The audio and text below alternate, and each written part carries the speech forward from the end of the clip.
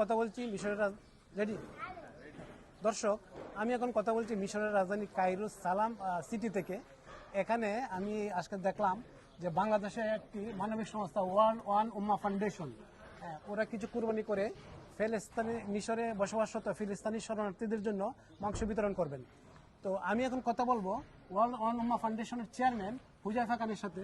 আচ্ছা হুজাইফা খান, তুমি আমাকে একটু বলো তো, এই যে ওয়ান উম্মাহ ফাউন্ডেশন, এটা তো তুমি এটা তোমার ফাউন্ডেশন, এবং আমি যতটুকু জানি তুমি আল আজহার বিশ্ববিদ্যালয়ের একজন শিক্ষার্থী।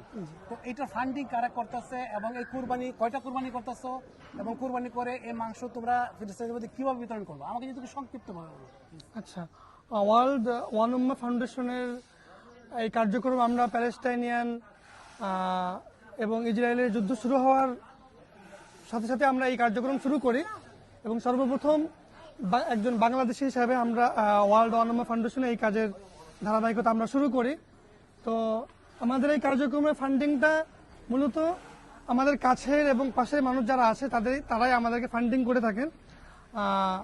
We are just information, no collection. আমরা সাধারণত মানুষের কাছ থেকে ওইভাবে কালেকশন করি না। আমাদের আত্মীয় স্বজন এবং কাছের মানুষ যারা আছেন তারাই ফান্ডিং করে থাকেন। এবছর আমরা আলহামদুলিল্লাহ ওয়ার্ল্ড ওয়ান উম্মাহ ফাউন্ডেশনের তরফ থেকে কোরবানির এই লাল পশুটি আমরা ক্রয় করেছি, এবং আমাদের এই ওয়ার্ল্ড ওয়ান উম্মাহ ফাউন্ডেশনের এই কার্যক্রমে সঙ্গে এবার যুক্ত আছেন বাংলাদেশ থেকে আল ইহসান ফাউন্ডেশন এবং আল আমানা ফাউন্ডেশন।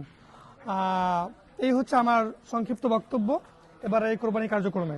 আচ্ছা, তুমি এই মাংসটা জবাই করার পরে কিভাবে বিতরণ করো, এই প্রক্রিয়াটি তুমি আমাকে জানাই তা, এবং কাদের মধ্যে বিতরণ করা হয়? আমাদের বিতরণটা কোরবানি ফর এভরিওয়ান, সবার জন্য। সর্বপ্রথম আমরা এই কোরবানির একটা বিশাল অংশ আমরা প্যালেস্টাইনিয়ান পরিবারদের জন্য বিতরণ করব, যেহেতু তারা মজলুম এবং তাদের আসলে তাদের কষ্টের কথা যদি আমরা বলি আসলে এটা আমরা ভাষা প্রকাশ করতে পারবো না।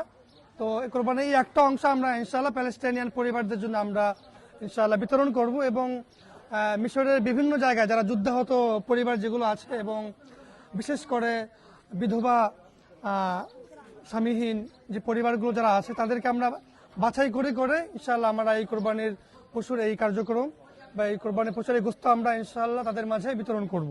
হুজাইফা খান, অনেক ধন্যবাদ আরটিভির দর্শকদের পক্ষ থেকে।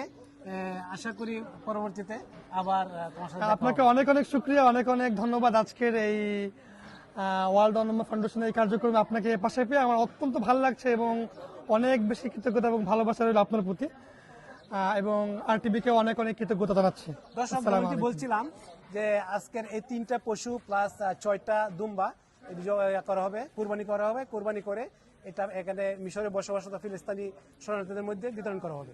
ভালো থাকবেন সবাই, ধন্যবাদ।